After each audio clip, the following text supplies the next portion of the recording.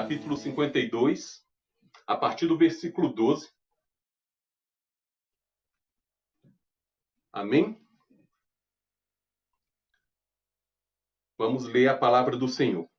No 10º dia do 5º mês do ano 19º de Nabucodonosor, rei da Babilônia, Nebuzaradã, chefe da guarda e servidor do rei de Babilônia, veio a Jerusalém e queimou a casa do Senhor e a casa do rei, como também todas as casas de Jerusalém. Também entregou às chamas todos os edifícios importantes. Todo o exército dos caldeus que estava com o chefe da guarda derribou todos os muros em redor de Jerusalém. Dos mais pobres do povo, o mais do povo que havia ficado na cidade, os desertores que se entregaram ao rei de Babilônia, e o mais da multidão, Nebuzaradã, o chefe da guarda, levou cativos. Porém, dos mais pobres da terra deixou Nebuzaradã, o chefe da guarda, ficar alguns para vinheiros e para lavradores.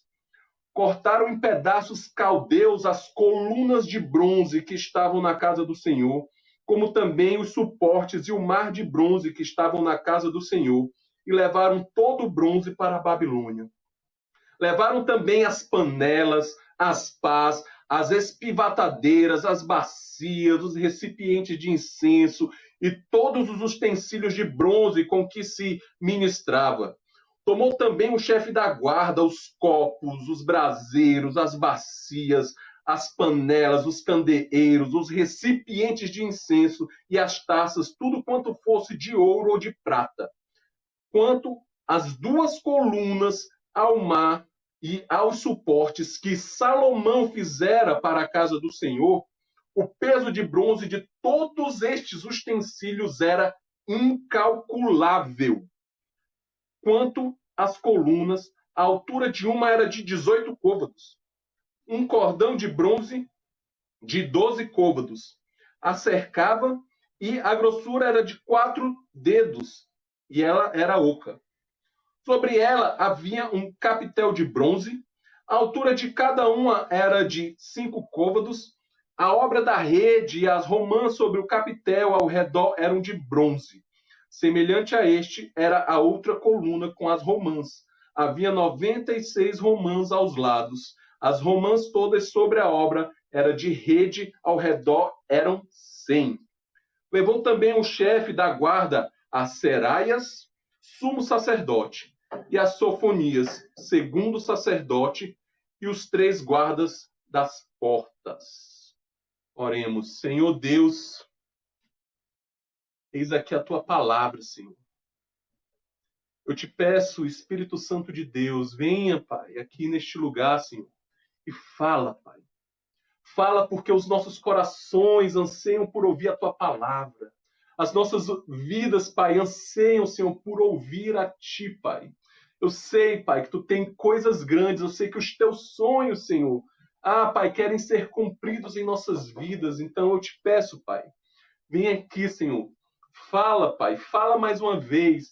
Fala mais uma vez, Senhor, com os teus filhos, com os teus servos, Pai. Abrimos os nossos corações, abrimos, Senhor, as nossas mentes, Senhor, para que tu venha uma vez mais falar, Senhor. E assim que eu oro e agradeço, Pai. Amém. Podeis sentar.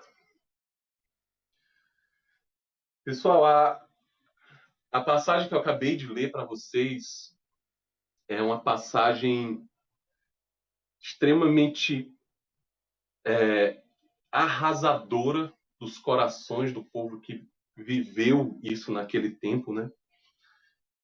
Talvez, eu acho que não é exagero dizer que esse foi um aí dos top 5 de piores momentos da tribo de Israel, né? E, assim, a gente está no momento em que o templo do Senhor é destruído, é totalmente saqueado, é levado tudo daquele lugar. E só para a gente poder ter uma ideia, eu vou fazer aqui uma coisa que tem em série. Quem gosta de assistir em série sabe que no começo da série sempre tem aquela coisa, né? Os últimos acontecimentos, né? O que tinha acontecido, né? E aqui esse momento, né, é o momento em que é destruído o templo do Senhor, e esse símbolo do templo do Senhor era algo importantíssimo para o povo de Israel. Por quê? No começo de tudo, né, Deus, isso do povo de Israel, né, Deus chama a Abrão e muda o nome dele e diz que ele vai ser pai de nações, pai de uma multidão, antes mesmo que ele tivesse o primeiro filho. E aquilo já foi muito grandioso. Mas ele disse mais, ele disse que ainda dá uma terra, a terra prometida, chamada Canaã. Então, de Abraão passou Isaac, passou Jacó, e aí a gente vai ver a história de como foi os patriarcas, né? Como foram o começo da Bíblia, que está lá em Gênesis, né? E após isso, acontecem mais coisas. Então, José, né, representando aqui um salvador, ele consegue preservar Israel e o povo de Israel, né? E aí passam vários anos, e nesses anos parece que esse povo todo começou a crescer bastante, mas à medida que eles cresceram, ainda assim perderam a sua identidade. É como se eles tivessem meio que esquecido quem eles eram. E quando José saiu, eles eram governantes no Egito, eles eram pessoas principais no Egito, mas passado alguns séculos, eles eram escravos. E a escravidão estava tão dura que eles clamaram a Deus, e Deus traz para eles um salvador, um libertador, chamado Moisés. E Moisés pega o povo, né? Vai lá, fala com o faraó, e tem toda aquela briga, tem toda aquela discussão, deixa o meu povo ir para o deserto para poder adorar a Deus. E no final o Senhor faz uma grande libertação, abre o mar vermelho, e aí depois disso é maná que vem do céu, é coluna de fogo à noite, é nuvem de dia, e grandes coisas aconteceram nessa nação, no seu início, né? Então eles passaram 40 anos no deserto, vendo o livramento de Deus. Ali o Senhor estava levantando não somente um monte de escravos, mas ele estava formando ali a nação de Israel, a nação que serviria como povo santo para todas as outras nações entenderem que só há um Deus verdadeiro. E acontece que quando eles vão começar a entrar na terra de Canaã, Moisés morre e assume Josué. Então Josué leva todo esse povo a conquistar a terra prometida, que tinha sido prometida lá no início, lá no começo. E eles entram na terra e conquistam a terra, e cada uma das tribos conseguem ter o seu lugarzinho ao sol, né? Conseguem ter uma parte da sua herança, né? E o Senhor é quem deu isso. E aí depois disso, o Senhor, né? Antes disso, aliás, ele tinha deixado várias ordenanças a partir de Moisés, né? O livro de Levítico inteiro fala bastante sobre isso, né? Levítico, Números também tem muito sobre isso. E o povo de Israel tinha ali como se fossem suas leis, tinha os seus costumes, a sua cultura, e uma das coisas mais importantes que o Senhor deixou foram os 10 mandamentos. E, para resumir, uma das coisas que os 10 mandamentos dizia é: adora a Deus sobre todas as coisas. E uma das coisas que também os mandamentos de Moisés, né, lá no livro de Levítico também falavam, é sobre não se misturar com as nações, não absorver a cultura deles, não ir atrás de outros ídolos, né? E acontece que passa-se alguns anos e o povo de Israel meio que esquece quem é Deus, e aí começa a ser atacado pelos inimigos, começa a sofrer. Então o Senhor vem e começa a levantar juízes. E aí, uma hora Deus levanta o juiz, e o juiz traz ali a lei do Senhor, aquilo que tinha sido pregado pelos seus pais, e eles começam a voltar à adoração, se arrependem e vão de volta a Deus. E aí o Senhor começa a abençoá-los, a prosperá-los, mas passa-se um juiz e mais um pouco, e eles voltam à idolatria, voltam a deixar a Deus, e fica o livro de Juízes inteiro nisso, né? Levanta juiz, Deus salva. Cai o juiz, o povo se corrompe, e aí vem o inimigo e ataca novamente. Até que começam os reis, né? E o próprio povo pede os reis. Eles mesmos clamam por um rei, por quê?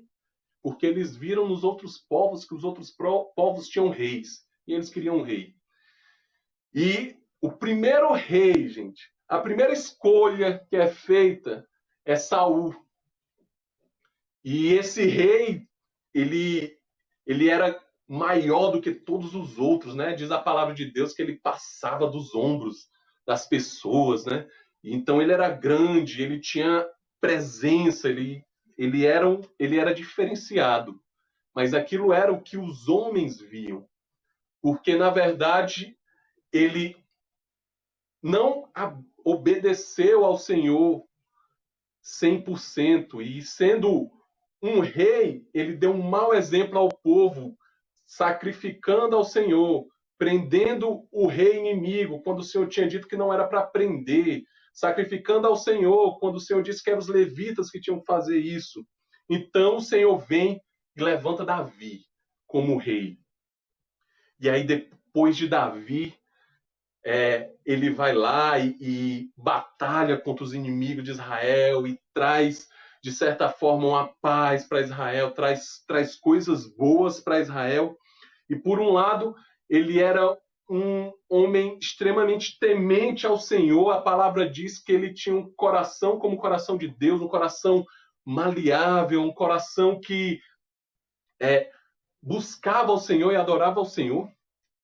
Porém, a gente conhece da história de Davi que ele foi extremamente frustrado com a sua família, teve muitos problemas com ela, e por ser um homem de guerra, e aí é que começa, em toda essa história, a presença do Senhor estava na Arca da Aliança.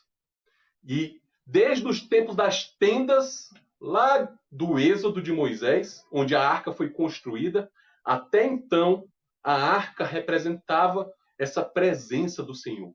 E aí Davi, olhando ao seu redor, disse que isso não estava certo, que o Senhor, assim como ele tem uma casa, o Senhor também tinha que ter uma casa. Então, aí foi orado a Deus para que ele fizesse essa casa. E o Senhor olha para ele e diz: não, você não, porque você foi um homem de muita guerra, muito sanguinário. E ele passou isso para o seu filho, Salomão. E uma coisa impressionante de Salomão, e aí eu quero dar uns pontinhos para o Davi, é que quando o Senhor aparece nele, né, se manifesta a Salomão e diz para ele, manifesta em sonhos, né, e diz para ele: me pede qualquer coisa, eu te darei, quer poder, quer dinheiro. E Salomão olha para o Senhor e diz: Senhor, me dá sabedoria para poder guiar esse povo todo. E o Senhor se alegrou muito de Salomão. E acontece que, se você vê um pouquinho antes dessa passagem, o próprio Davi, ele tinha aconselhado isso para o filho dele: seja sábio, peça sabedoria. Então, os pontinhos aí para o Davi, certo? Porque eu tenho certeza que isso do Salomão foi um ensinamento que ele aprendeu do seu pai, certo? Mas não termina a história aí, gente. Salomão começa a fazer e faz a casa do Senhor, faz uma casa grande, faz uma casa gloriosa, e ali vem a manifestação do Senhor. A palavra de Deus diz que a nuvem de Deus pousa ali naquele lugar, e aquele lugar, ele tem a divisão do átrio, do santo do lugar e do santo, onde somente o sumo sacerdote poderia entrar uma vez por ano por expiação dos pecados do povo. E tudo aquilo que foi descrito lá em Levítico começou a ser feito nesse templo. E esse templo representava a presença de Deus na terra. Então vocês estão começando a entender aí qual era o peso desse templo. Principalmente para aquele povo que tinha crescido, ouvido todas essas histórias, né? Ouvido tudo que tinha acontecido até aqui. E acontece que agora esse templo estava destruído e não tinha mais nada que pudesse ser feito. E Jeremias, ele também é autor, né, atribuído a ele a autoria do livro de Lamentações de Jeremias, onde ele só lamenta, ele só chora, gente. E ele é conhecido como profeta chorão exatamente por isso. Porque em Lamentações de Jeremias ele chora, ele se quebranta na presença do Senhor por todas essas coisas que acontecem para Israel.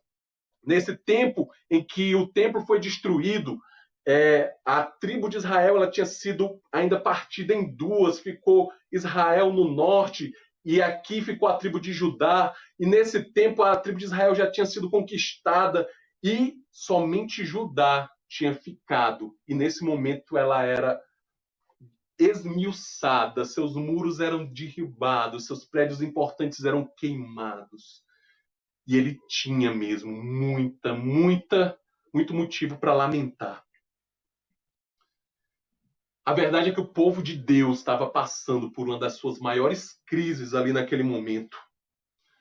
E quando você vê momentos desses em que você não pode fazer nada, parece que as suas forças acabaram. Você se sente impotente diante da situação. E era isso que o povo estava passando naquele tempo. E isso não é muito diferente do que a gente tem passado hoje em dia. A gente tem vivido tantas crises, que eu acho que a gente precisa escolher por dia qual é a crise que a gente quer viver. Não é nenhuma novidade que a gente está passando, eu acho que do último século, a maior crise de saúde, né? Que poderia existir, essa doença Covid, que tem nos afligido o mundo inteiro. E eu tenho ouvido as pregações dos pastores e tem sido falado aqui várias e várias vezes dessas crises, né? E por trás dessa crise também levanta outras crises que já existiam, mas por causa dessa crise ela fica ainda pior, que é a crise política. É político brigando por vacina, é saber quem é que roubou mais, quem é que roubou menos, é CPI querendo se levantar, é a tal da lava-toga para um lado, é CPI da Covid para o outro, e a gente no meio dessa confusão toda. Igual como os reis de Israel naquele tempo, que deveriam ser o grande exemplo de liderança para o seu povo, são os que estão mais brigando. E não é raro ver pessoas que desistem da política por estar vendo tanta coisa errada, tanta confusão. E aí também no meio disso tudo nasce uma crise econômica.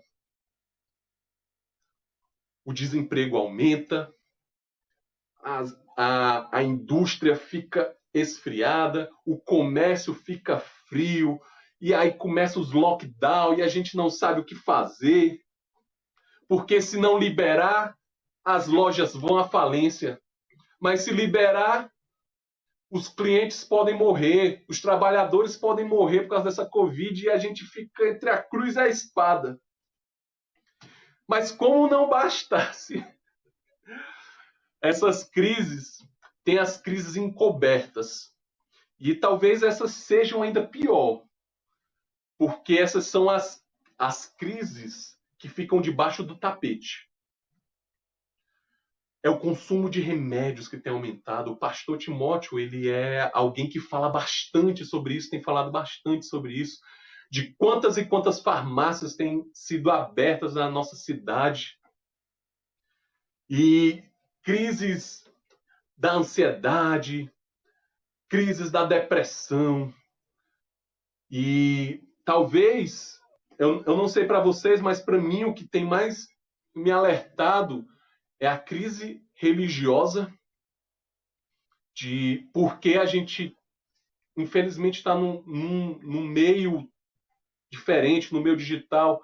Muitas pessoas estão deixando de congregar. E outra ruim também, muito ruim também, que é a crise dentro de casa, a crise dos casamentos. Quanto tem aumentado o divórcio? E todas essas coisas só têm nos feito lamentar, só têm nos feito chorar, só têm nos feito dizer, meu Deus, nós não temos mais forças. E, além disso, pode haver ainda mais outras crises que venham e tire as nossas forças, tire a nossa esperança, que faça a gente pensar que nós somos fracos, que faz a gente olhar mais para o problema e para as circunstâncias do que para o Deus que a gente adora, o Deus que a gente glorifica. Então, irmãos, essa mensagem hoje é uma mensagem direcionada. Eu nunca pensei que eu fosse pregar assim, gente, abrindo aqui o meu coração, e o meu sentimento é que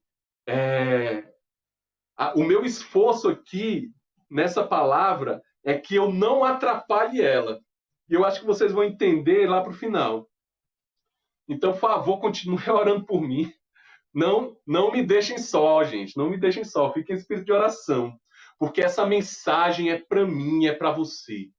Essa mensagem é para mim e para você que tem passado lutas grandes demais, que tem perdido a paz com tanta má notícia, que tem perdido de vista a visão do reino, a visão do ministério, que tem ficado cansado de tanta coisa ruim, de tanta dificuldade. Essa mensagem, gente, é para mim e para você, que talvez chegue no secreto do seu quarto e comece a chorar e não consegue mais parar.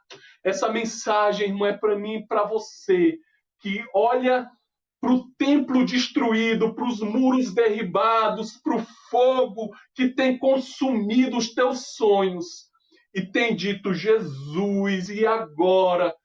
Senhor, morreu o teu sonho, Senhor, o sonho da nação de Israel, de ser esse ponto de referência para ti, Senhor. Essa mensagem, irmãos, que eu quero pregar hoje, é uma mensagem de esperança para quando as nossas forças acabam. Para quando a gente diz, Senhor, não dá mais, acabaram as forças, eu não consigo mais andar. Aonde eu me apoiava, caiu. Aonde eu me apoiava, eu não consigo mais. Amém? Então, irmãos, o que é que acontece? Quando as forças se acabam, o que é que eu faço? E o meu conselho, e eu creio que isso vem do Senhor e do Espírito Santo, é que quando as forças se acabam, se agarre nas promessas de Deus. E essa é a mensagem. Sério, gente. Se agarre nas promessas do Senhor, porque as promessas de Deus é a única coisa que consegue nos fazer vencer no meio das frustrações. Olhando para o texto, né, e tentando expandir ele mais um pouco, o Jeremias ele teve uma grande missão. Uma missão de ser profeta de nações. Vocês têm noção disso?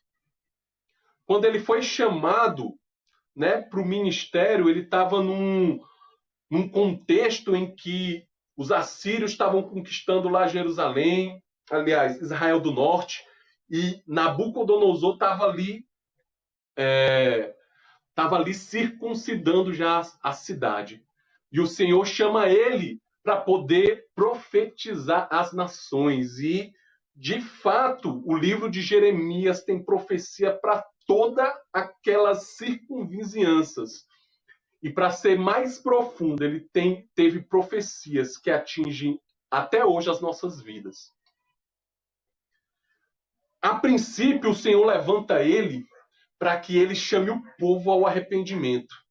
Deixem das idolatrias, deixem das maldades que vocês estão fazendo, deixem da injustiça contra a viúva, da injustiça contra os filhos que não têm mais pais.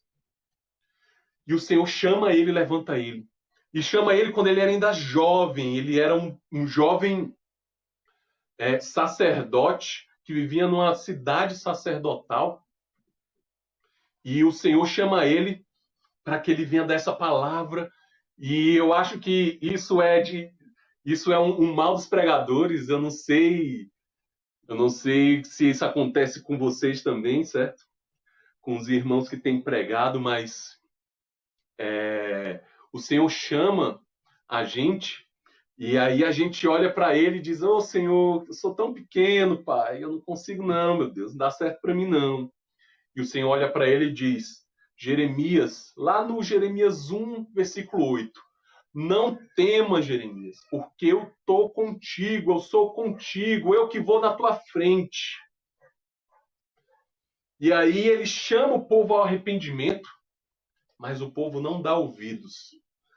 E isso talvez seja uma grande crise na vida dos pregadores. Eu chamo isso daí da crise do pregador.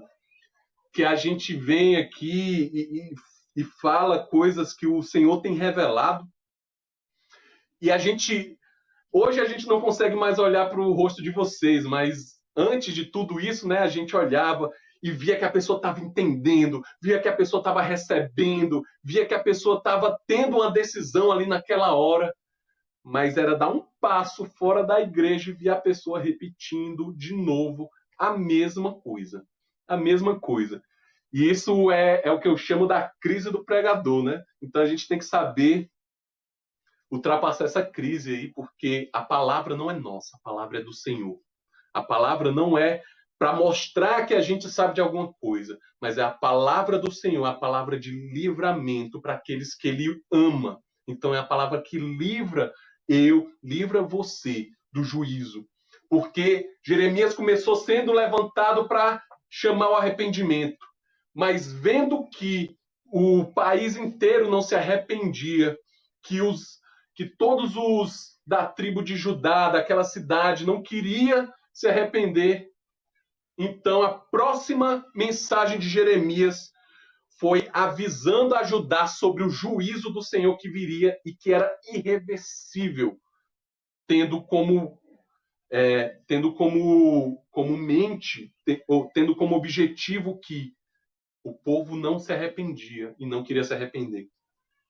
E quando ele falou do juízo, gente, se vocês forem ler cada coisa horrível que era falada, e aí Deus vinha, falava o juízo, mas dizia, porém, se vocês se arrependerem, se me buscarem de todo o coração, eu vou vir, eu vou restaurar, eu vou refazer, eu vou levantar de novo.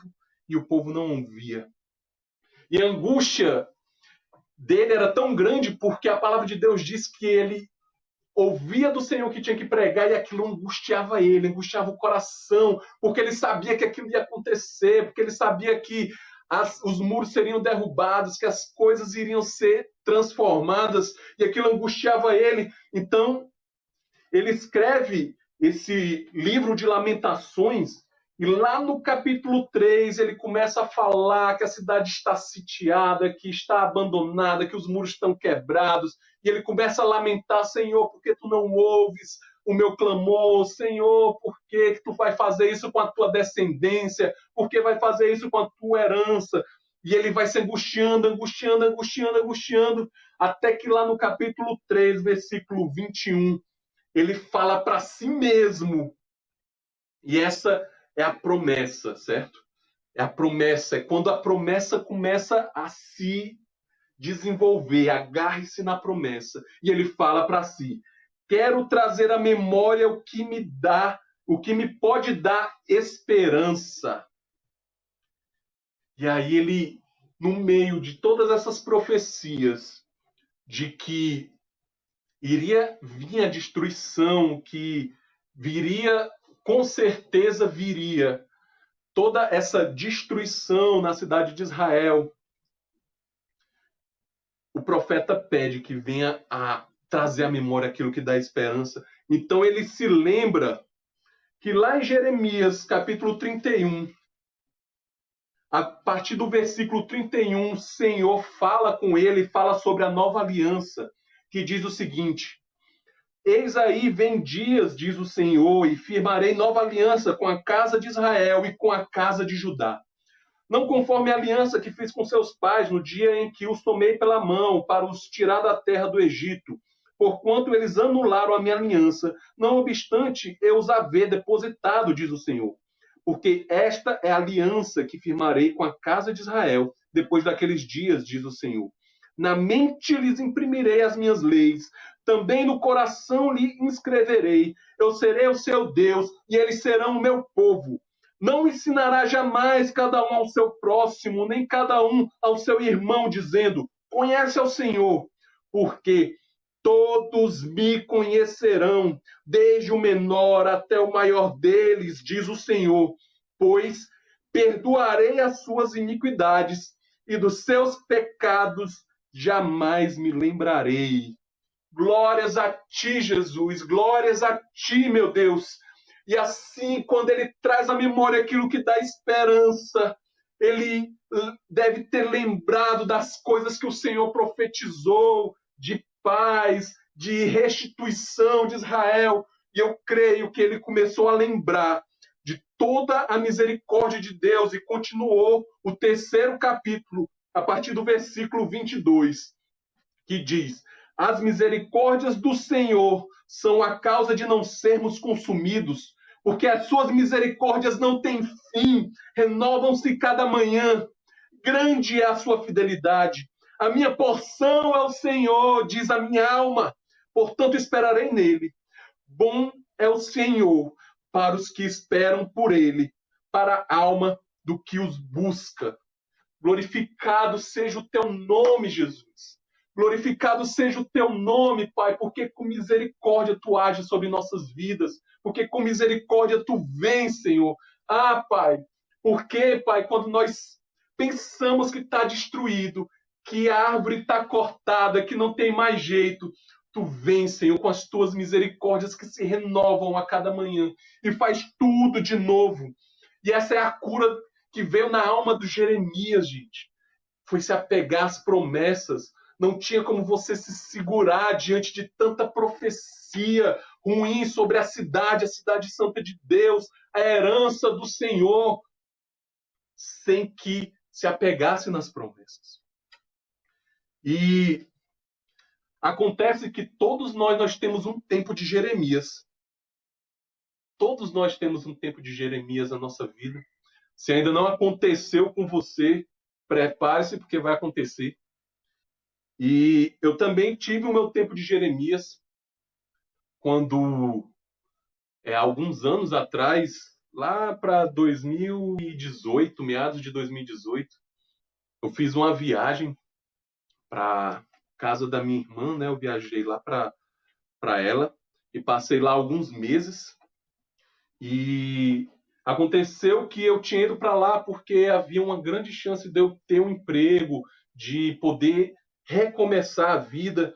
E antes de eu viajar para lá, todas as portas tinham se aberto para que eu fosse para lá e era muito claro o que o Senhor parecia estar me mostrando ali naquele momento. E eu fui. E assim, foi um tempo bom que eu aprendi bastante coisa, apesar de eu ter sofrido muito pela distância com a minha esposa, com os meus familiares, com amigos. Encontrei, inclusive, uma igreja lá em que eu me congreguei e foi o que me deu forças para poder passar aquele tempo, mas eu não consegui emprego nenhum, gente. Eu não consegui emprego nenhum. E o que acontece é que eu, antes de viajar para lá, já estava 4 meses sem trabalho. E aí, no final de 2018, eu volto para o Brasil, muito cansado de todo esse processo, sem saber o que é que ia ser, como ia ser, e esse tempo a minha sogra estava muito doente. E eu não tinha emprego.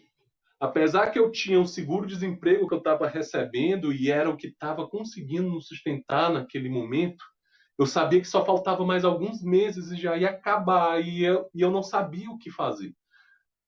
Eu não sei o que foi que houve naquele momento, irmãos. Eu sentia como se as portas estivessem todas fechadas de uma vez. Era como se o meu grande sonho naquele momento tivesse simplesmente ido embora. E eu ficava me perguntando, Senhor, por que, Senhor? Por que, meu Deus? Por que, Senhor? Por que está acontecendo tudo isso? Então, um dia eu e a Soraya, eu nem lembro o que é que a gente estava fazendo, mas a gente foi deixar a minha mãe na casa de uma amiga dela, que a gente chama carinhosamente de Irmã Alice, e ela é uma mulher de Deus, irmão, uma mulher de Deus, e o Senhor fala poderosamente para ela. Como é bom homens e mulheres de Deus nessa terra.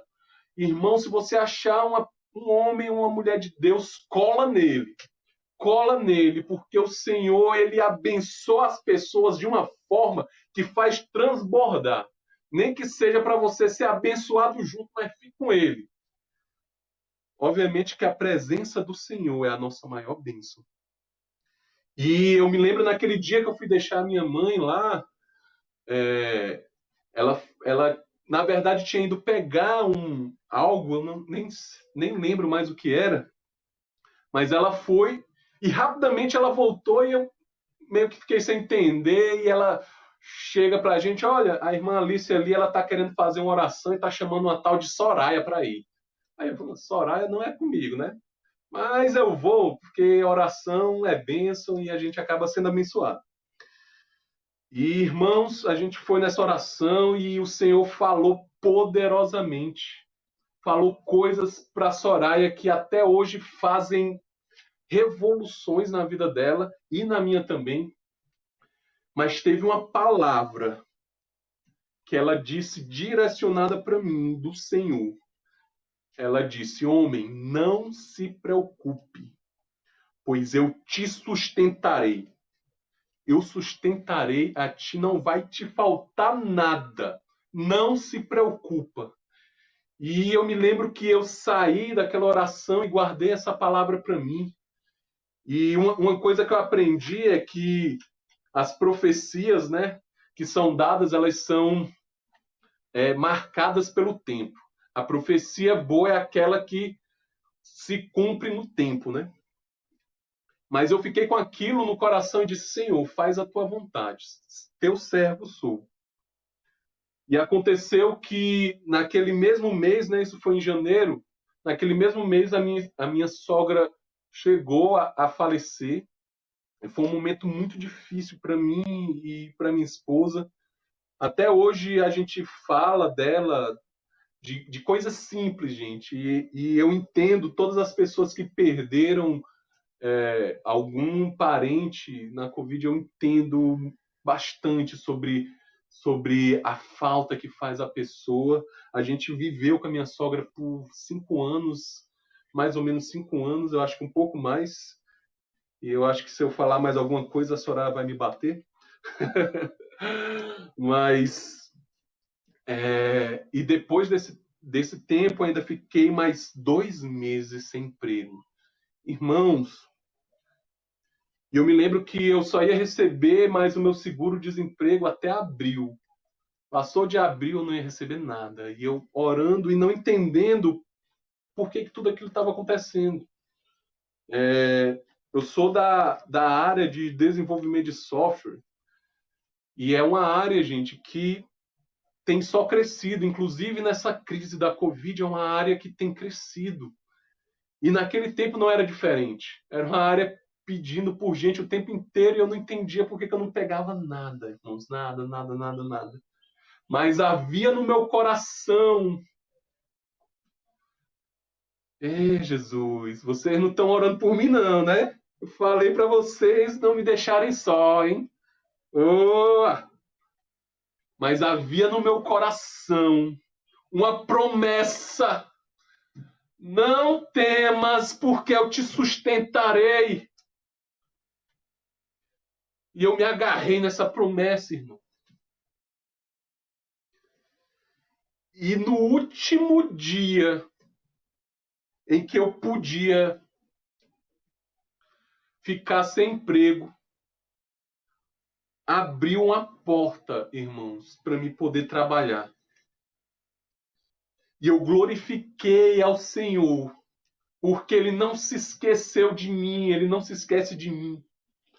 E Ele não se esquece dos seus filhos. A palavra de Deus diz que Ele tem na sua mão anotado o nome de cada uma das estrelas, o que Ele não tem de cada um de nós. E nesses anos todos em que eu e a Soraya temos servido ao Senhor, principalmente em grupos de casais, e inclusive esse é o ministério que tem encantado o nosso coração por anos e anos. O Senhor usou das nossas crises no casamento para fazermos coisas grandes hoje. Para o Senhor, para a glória dele. Porque ele nos usa para poder fazer a sua vontade nessa terra. E eu sei que ele nos curou para que a gente pudesse ser cura também para outros casais. Mas eu entendi, eu e a Soraya entendemos que na vida cristã existe uma caminhada, existe um processo, e nós temos visto pessoas e mais pessoas frustradas nas suas crises, frustradas nos seus problemas, porque não passam pela caminhada, não passam pelo processo, não se deixam passar pelo processo do Senhor. No livro, e aí a gente ouve várias pregações e eu queria trazer para vocês uma delas, né, que chama-se Vaso de Barro. E no livro de Jeremias, o Senhor ele fala também sobre o vaso de barro, né? Ele fala: Jeremias, desce à casa do oleiro e vai lá ver como é que ele trabalha, Jeremias. Vai ver como é que ele trabalha no barro, porque dessa mesma forma eu trabalhei em Israel no seu começo. Vê lá como é que ele vai formando o barro, porque eu também formei desde aquele começo. Vê lá como é que ele faz.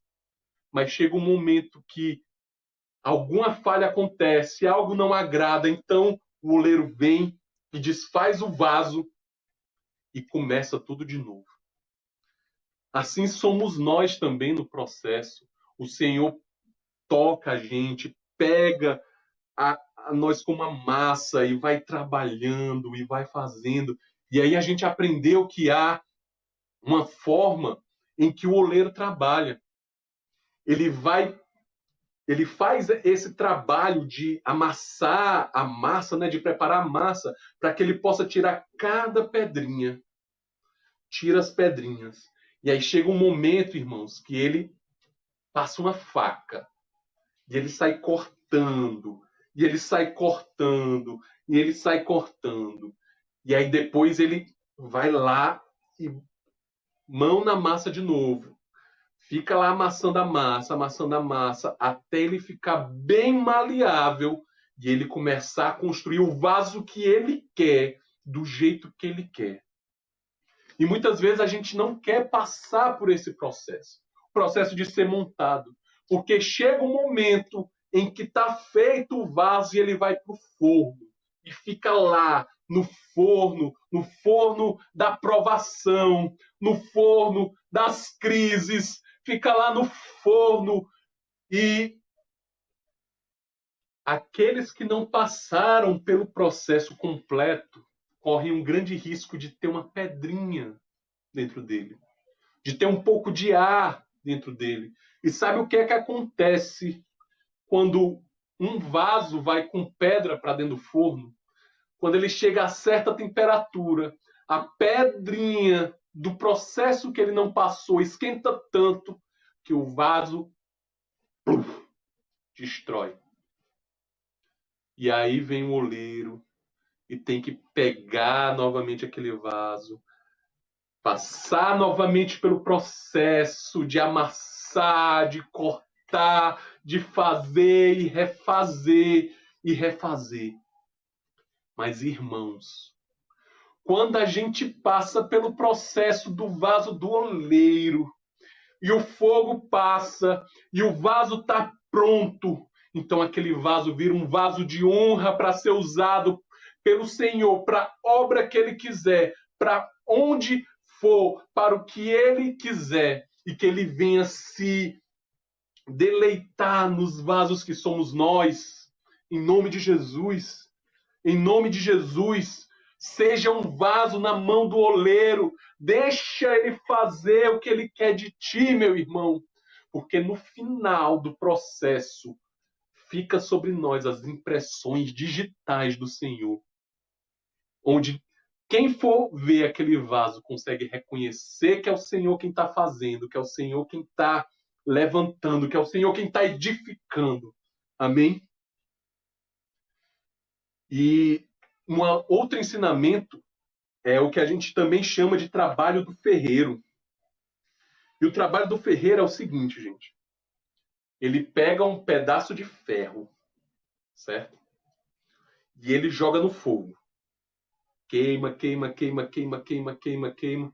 E aquele momento de fogo, o fogo de Deus vem, a gente está no acampamento e o fogo vem e a gente começa a ficar bem molezinho, bem maleávelzinho. Queima tanto que o ferro começa a encandecer. Aí o ferreiro tira e começa a bater no martelo. Bate, bate, bate, vai moldando e vai fazendo e vai batendo e a crise vem, e o problema vem e vem as coisas e as circunstâncias. E aí chega uma hora que ele põe na água e vem o refrigério.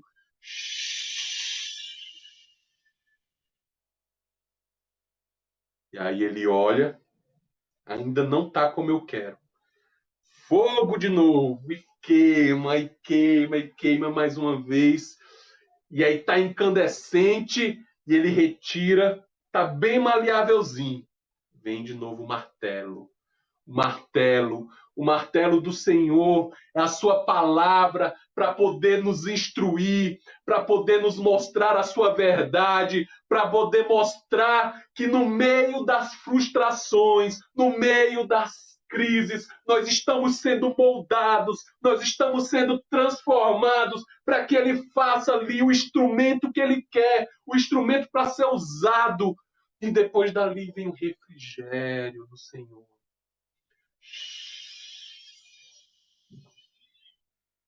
E às vezes nas nossas crises que a gente tem, e a gente olha para as outras pessoas do lado e não entende que cada um tem seu tempo.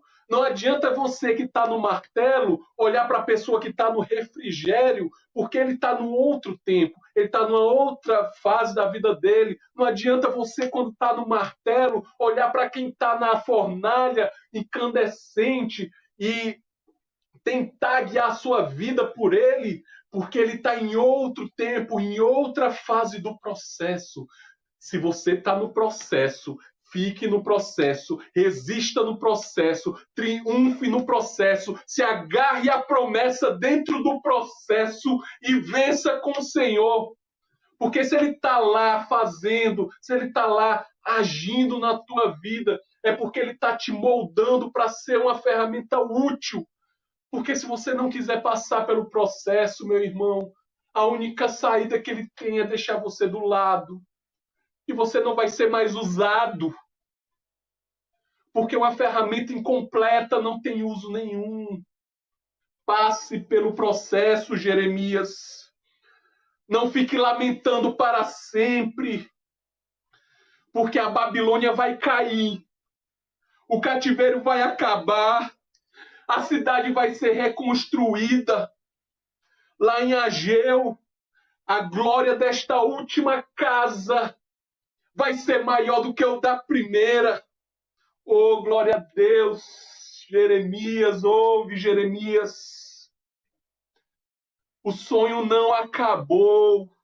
Não foi dado fim, não acabou, Jeremias.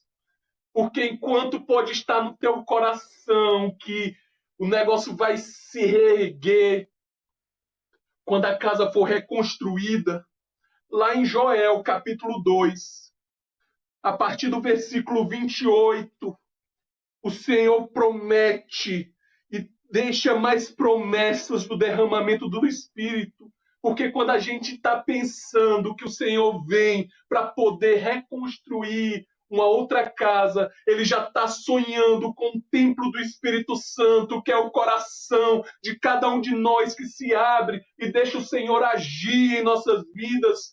Vem, Jesus, derrama o teu Espírito Santo mesmo, derrama o teu Espírito Santo mesmo.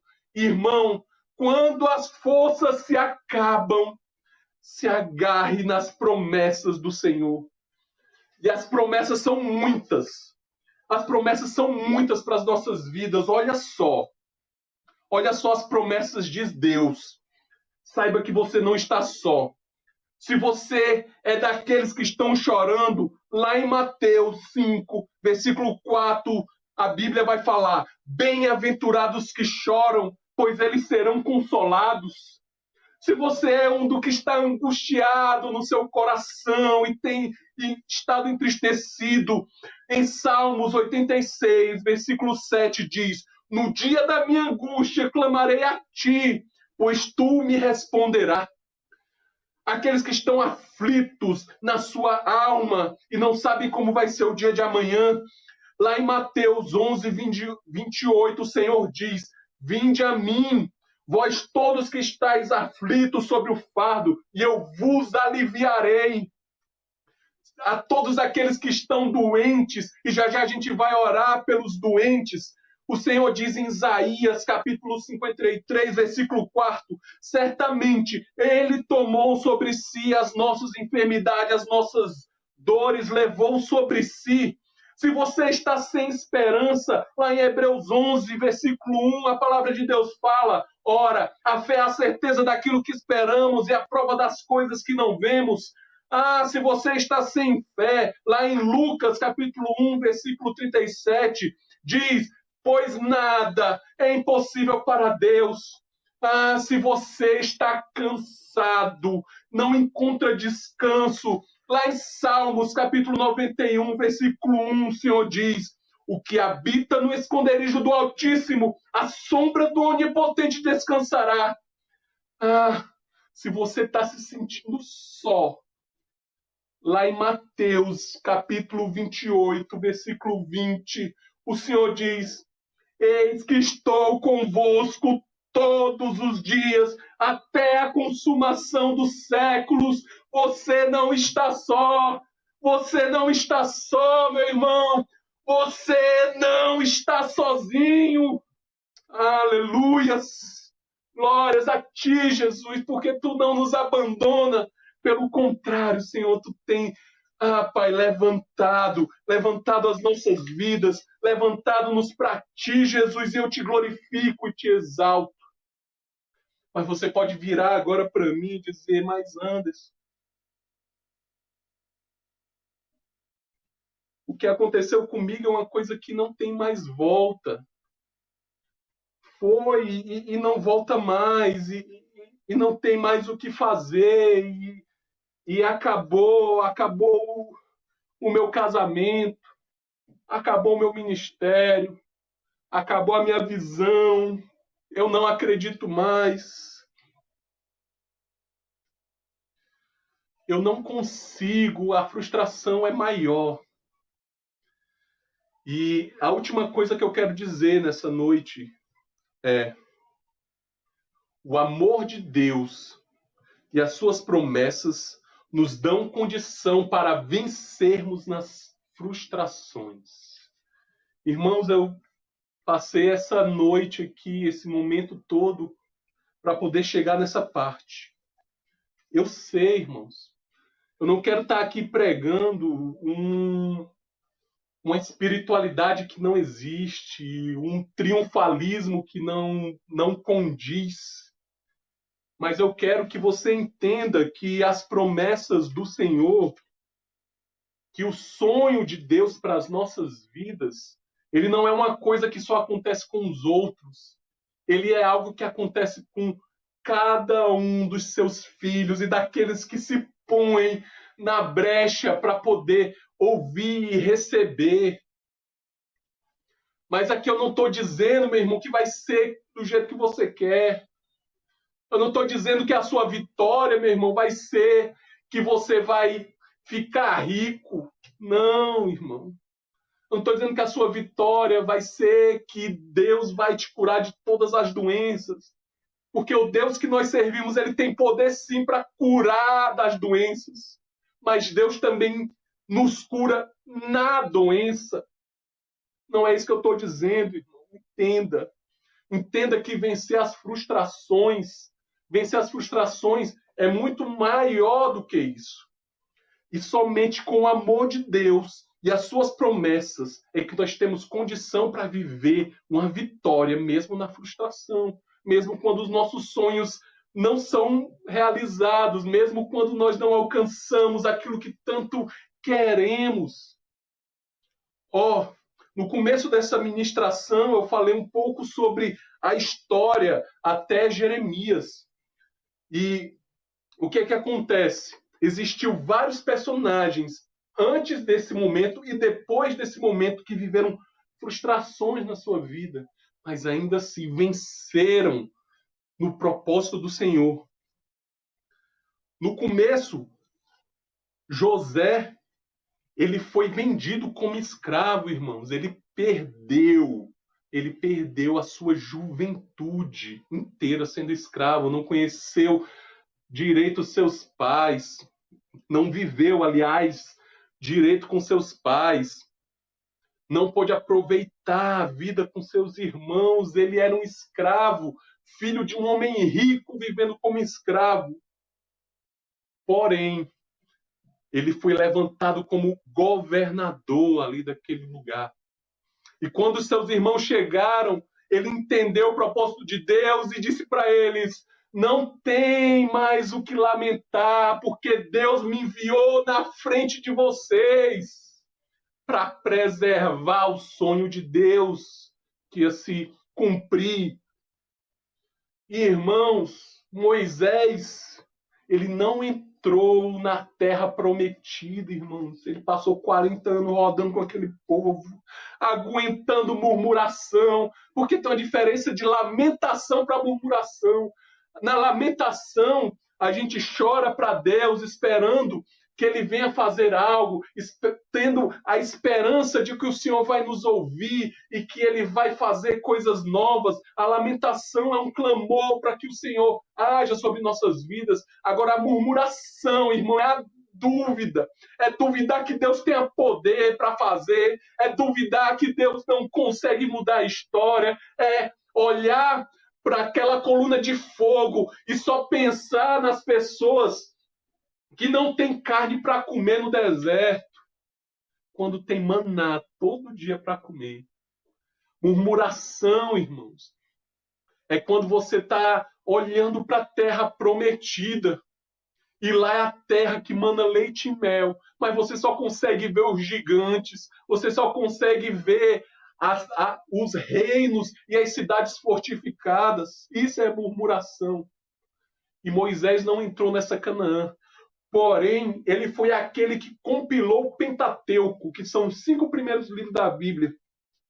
E foi um dos grandes responsáveis, ele foi usado por Deus para transformar aquela multidão de escravos na nação de Israel mais tarde. Isso não é vencer, irmãos? Oh, aleluia. Xere, canta lá, chore. Irmãos, Davi, ele perde um filho. A palavra de Deus diz que ele chora, faz jejum, vai atrás do Senhor, fica lá orando, não quer falar com ninguém, eu não quero falar com ninguém, eu só quero orar, só quero pedir, só quero interceder, só quero que o Senhor venha e passe a sua mão e cure esse meu filho, eu não quero ver a morte dele. E o filho dele morre, irmãos. Porém, da descendência de Davi, levantou-se o Filho de Deus, também conhecido como a raiz de Davi, o Cordeiro que tira o pecado do mundo. Oh, irmãos. Depois disso, teve Paulo, Paulo, o apóstolo Paulo, que ele não andou com Jesus, irmãos. Pense num caboclo que sofreu. Eu não sei muito bem sobre as histórias. Obviamente, toda a igreja, no princípio, sofreu perseguição, sofreu injúrias. Todos os apóstolos morreram de forma humilhante, quando não presos, era de forma vergonhosa, assassinado, crucificado, enfim. E Paulo, ele foi um grande evangelista no seu tempo. Ele evangelizou demais, mas ele não andou com Jesus. Contudo, entre todos os apóstolos, irmãos, ele é ainda hoje o mais influente de todos eles. A maior parte do Novo Testamento é atribuído à pessoa de Paulo, que não temeu, mesmo tendo frustrações, ele foi lá e venceu. E, para terminar, gente, para finalizar, falando em Paulo e as grandes coisas que o Senhor fez por intermédio dele, eu queria que você abrisse lá em Romanos, capítulo 8. E enquanto você vai abrindo, vou pegar aqui o meu violão, beber uma água e pegar o violão. Romanos, capítulo 8, a partir do versículo 31. Ele diz o seguinte. Olha como é que é o título. As provas e as certezas do amor de Deus. A partir do versículo 31. Que diremos, pois, à vista dessas coisas? Se Deus é por nós, quem será contra nós? Aquele que não poupou ao seu próprio filho, antes por todos nós o entregou, porventura não dará graciosamente com ele todas as coisas? Quem intentaria acusação contra os eleitos de Deus? E Deus quem os justifica. Quem os condenará? É Cristo Jesus quem morreu, ou antes quem ressuscitou, o qual está à direita de Deus e também intercede por nós. Quem nos separará do amor de Cristo? Será tribulação, ou angústia, ou perseguição, ou fome, ou nudez, ou perigo, ou espada? Como está escrito, por amor de ti somos entregues à morte o dia todo. Fomos considerados como ovelhas para o matadouro. Porém, em todas essas coisas, somos mais que vencedores em Cristo Jesus. Por meio daquele que nos amou, somos mais do que vencedores. Glórias a ti, Jesus. Porque eu estou bem certo de que nem morte, nem vida, nem anjos, nem principados, nem coisas do presente, nem do porvir, nem poderes, nem altura, nem profundidade, nem qualquer outra criatura poderá separar-nos do amor de Deus, que está em Cristo Jesus, o nosso Senhor. Aleluias.